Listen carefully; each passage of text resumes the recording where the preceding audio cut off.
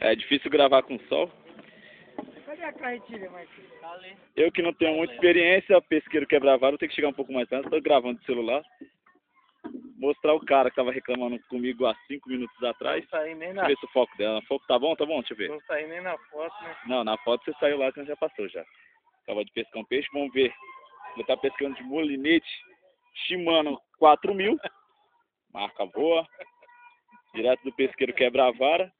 Vocês vão encontrar meio dificuldade por causa do sol. O sol tá muito forte aqui.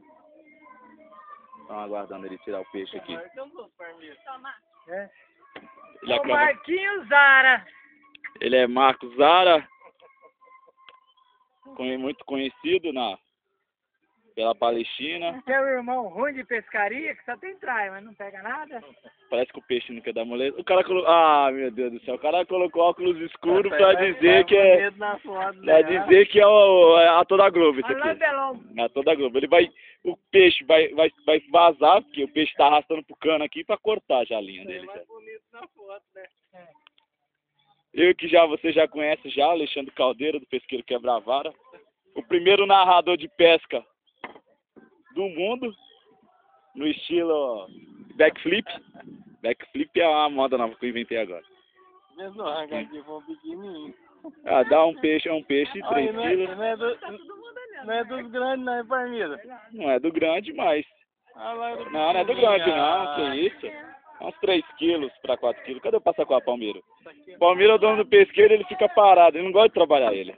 Ele não gosta de trabalhar. É do grandão. Ah, ele acha que é do grandão. Olha o tamanho do peixe, ele fala, ah, eu queria do grandão. Olha o tamanho do peixe. E ele fala, não entra nem no passaquá.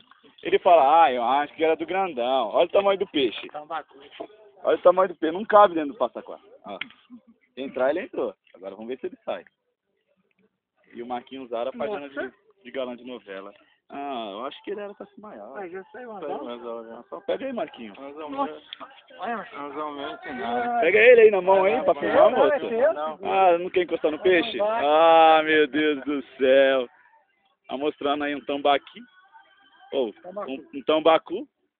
Narrador do doce esse que não... Cadê a esposa? A esposa não quer nem chegar perto do peixe? Olha lá, a esposa já vazou porque falou pegar no peixe, ela não mostra que não nossa gosta. aqui é pesca e shot, pescaria esportiva. Não, mas peraí, eu tenho que tirar foto agora, né? Deixa eu salvar o vídeo.